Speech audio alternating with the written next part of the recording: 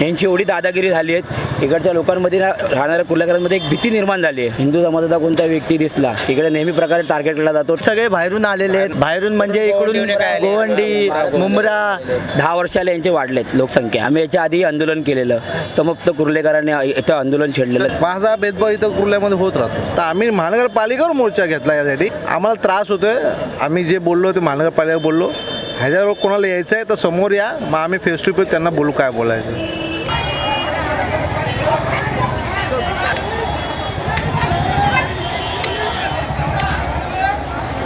यावेळी आपण कुठे आहोत हे थोडंसं आमच्या प्रेक्षकांसाठी सांगू द्या. हा, हे कुर्ला वेस्टला न्यू मिल रोड मानसी बिल्डिंगच्या समोर आहोत. इकडे काहीतरी घडलं होतं काही दिवसांपूर्वी. काय घडलं होतं ते सांगू. एखाद्या आमच्या पादचारी चालला होता मोटरसायकलवर, त्याचा कोणाला तरी धक्का लागला होता आणि ते काहीतरी फेरीवाल्यांनी काहीतरी त्यांच्यावर हल्ला केला, असं काहीतरी ते प्रकरण होतं. ते त्यानंतर काहीतरी ते हे प्रकरण झाल्यानंतर जे आमच्या 2-3 कार्यकर्त्यांना हे असे अटॅक टाईप प्रकार झाले, ते आता ॲडमिट आहेत अजून आणि त्यांच्या डोक्याला पण मार लागलेला आहे. तर असं हे वारंवार नेहमी इथं ह्या रोडला घडतं आहे. कशामुळे घडतं ते फेरीवाल्यांमुळे घडतं इथं ते हे बंद झालं पाहिजे संपूर्ण आणि हे रस्ते क्लिअर झाले पाहिजेत. फुटपाथ हा क्लिअर झाला पाहिजे पूर्ण. तर याला काहीतरी 60 वर्ष झाले हे असं चालू आहे. थोडं तातूर कार्यवाही करून ते निघून जातात लोक आणि इथं चिरीमिरी म्हणून ते पैसे घेऊन ते परत हे बसलेले असतात. ते बसले नाही पाहिजे कायमस्वरूपी सर्वांना. आणि हा क्राऊड मोठा बांद्रा कुर्ल्याचा चालू आहे. रोज लोक येतात जातात, लेडीजला धक्का लागतो, मग ते परत भांडणं आली की तेवढ्या पुरते भांडणं मिटतात. पोलीस येणार घेऊन जाणार परत त्यांना, मग परत दुसऱ्या दिवशी तेच चालू असतं. ते त्यापेक्षा हे हे संपूर्ण हे मिटलं पाहिजे. रस्त्याला कोण अजिबात अडचण आली नाही पाहिजे लोकांना जायला. हे फुटपाथ पूर्ण मोकळे राहिले पाहिजे. त्या हिशोबाने लोकांनी BMC आणि पोलीस प्रशासनाने कारवाई करायला पाहिजे. दादांनी जसं सांगितलं त्या प्रकारे इकडचं हे नेहमीचं प्रकार चालू झाले असंच आहे का? नेहमीचा प्रकार चालू आहे. नेहमीच प्रकार चालू आहे. भरपूर त्रास होतो आम्हाला फेरीवाल्यांमुळे. कारण की येणारे जाणारे लोक आहेत ना, ते भरपूर क्राऊड BKC आणि इकडून बाहेरून येतो. कारण की मग ते कसं फेरीवाले असले ना की ते लोक रस्त्याच्या मध्ये येऊन दुकानं लावतात. त्याच्यानंतर रिक्षावाल्यांची दादागिरी, तर माणसांना चालायला जागा नसते. फेरीवाले इकडचे स्थानिक आहे. रवी फेरीवाले नाही तिथले. स्थानिक कोणच नाही. इकडून सगळे बाहेरून आलेले आहेत. बाहेरून म्हणजे इकडून गोवंडी, मुंब्रा, परत इकडे भारतनगर, भरपूर कुर्ल्याचे बैगनवाडीतून आलेले काही इकडचे स्थानिक परिवार इकडे कोणच नाही आहे.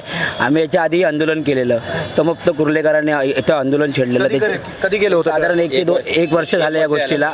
आम्ही वारंवार पत्रव्यवहारही केला.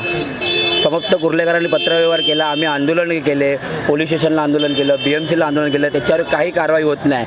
इकडचे जे फेरीवाले आहेत आणि रिक्षावाले आहेत यांची एवढी दादागिरी झाली आहे, इकडच्या लोकांमध्ये राहणाऱ्या कुर्लेकरांमध्ये एक भीती निर्माण झाली आहे.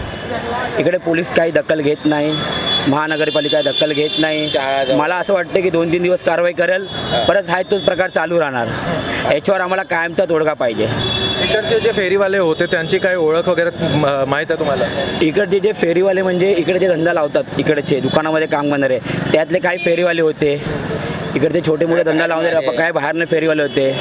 ह्यांचं नेहमी झालेलं आहे. कुर्लेकरांना नेहमी स्टेशनपासून झालं तर नेहमी रोडपासून त्यांचं नेहमीच लोकांना त्रास झाला आहे. आणि आत्ता तर तुम्ही बघितला असेल व्हिडिओमध्ये कशा प्रकारे मारलं आहे. धक्का लागला म्हणून एवढं कोण मारत नाही. नंतर तो आक्रोश त्यांनी बाहेर काढला आहे. दादा, ज्याप्रमाणे तुम्ही बोललात की भिवंडी, मुंब्रा इकडचे होते फेरीवाले, एक विशेष समाजाचे लोकांना असं वाटतं, तेच आहे का? तेच आहे. नेहमी हिंदू समाजाला इकडे टार्गेट केलं जातं. हिंदू समाजाचा कोणता व्यक्ती दिसला इकडे नेहमी प्रकारे टार्गेट केला जातो. स्टेशनची पण राहिलेली असते. आणि पहिली गोष्ट BKCमधून जे कामगार येतात, जे महिला तिकडून कामून जातात, त्यांचे पण वादविवाद होतात. त्यांना पण काही ठिकाणी त्यांनाही मारण्यात आलेले आहे. इकडची जी पॉप्युलेशन आहे याच्या लोकांची मराठी, अमराठी, हिंदू, मुस्लिम हे काय टक्केवारी काय आहे तुम्हाला माहीत आहे का? साधारण कारण इकडे मुस्लिम वस्ती इकडे भरपूर आहे आणि हिंदू काही प्रमाणात आहे. मराठी वस्ती आपल्याला 30 ते 40% आपल्याला मराठी असतील. त्यामध्ये मिळून 50 ते 60% हिंदू परिवार आणि 40% मुस्लिम परिवार इकडे राहतो. कधीपासून असं आहे म्हणजे की पूर्वीपासून हेच टक्केवारी आहे? आता 10 वर्षाले यांचे वाढले. 10 वर्षाला यांचे वाढलेत लोकसंख्या. तुम्ही बोलणार सर? जी पॉप्युलेशनबद्दल मी विचारतोय इकडे, दादा बोलत आहेत की 10 वर्षाने ही पॉप्युलेशन चेंज झाली. हे बरोबर बोलत आहेत? पॉप्युलेशन चेंज तर झालेली आहे. काही लोकांच्या म्हणजे जे घरं असतात त्याच्यामध्ये 4 फॅमिली 2 फॅमिली असल्यामुळं काही फॅमिली इथून स्थलांतर करतात. ते स्थलांतर केल्यामुळं ते तुमचं ते आपले कमी तर होणार ना, फॅमिली मोठ्या असल्यामुळे कमी होणार.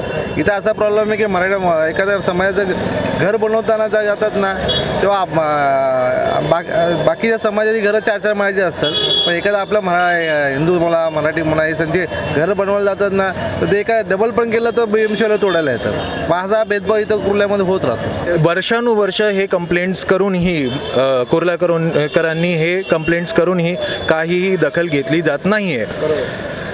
तर इकडचे जे आमदार खासदार आहेत ते कोण आहेत, कोणत्या पार्टीचे आहेत, काही कोणी सांगू शकाल आम्हाला? नाही बघा, आत्ता तर इलेक्शन झालेलं आहे.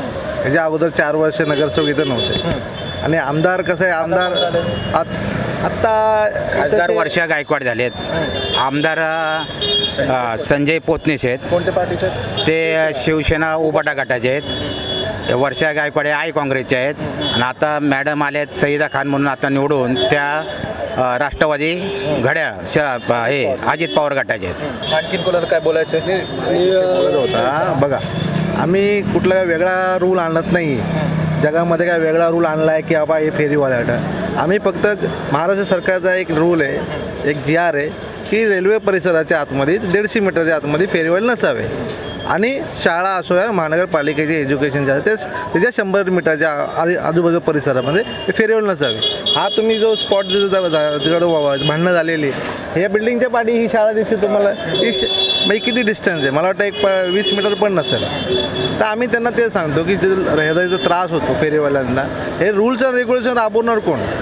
की आम्ही कॉमन लोक राबवणार का महानगरपालिकेचे अधिकारी राबवणार? आम्ही राबवणार तर आमच्यावर केसेस टाकणार, आणि जर महानगरपालिका राबवणार तर त्यांच्यावर नियमानुसार राबवणार. तर आम्ही महानगरपालिकेवर मोर्चा घेतला यासाठी की जेणेकरून त्या लोकांनी ह्याच्यावर ॲक्शन घ्यावी. आणि महानगरपालिकेला आम्ही 2 ते 2.5 तास दाबून ठेवलं तिथं, एलवारच्या बाहेर एकालाही जाऊन दिलं नाही अधिकाऱ्यांना. त्याच्यामुळं हा इम्पॅक्ट आहे. आणि त्यांना सांगून आलं की ह्याच्या पुढं असं होलं तर आम्ही त्या महानगरपालिकेला बाहेरनं लॉक लावू, हा असा आम्ही इशारा देऊन आलो. त्यामुळे ही सगळी कारवाई होती. दादा, आता तर आपण बघितलं तर एकही फेरीवाला नाही आहे, लोक इझिली येत जात आहे तिकडे. तर पूर्वी कसं बघा, आता तुम्हाला खूप चांगलं वाटतंय कारण की तुम्ही आता म्हणजे रान मोकळं झालं त्यामुळे तुम्हाला वाटत असेल. पण ह्याच्या अगोदर तुम्ही आला असाल ना की तुम्हाला इथून दोन्ही साईडनी गाड्या, बाईक आणि फेरीवाले, म्हणजे एखादा 10 मीटरचा रोड असेल तर तुमचे 4 मीटर ते एन्क्रोचमेंटमध्ये जातात. आणि राहिला 6 मीटरमध्ये रिक्षा, बाईक आणि लोकपदयात्रा.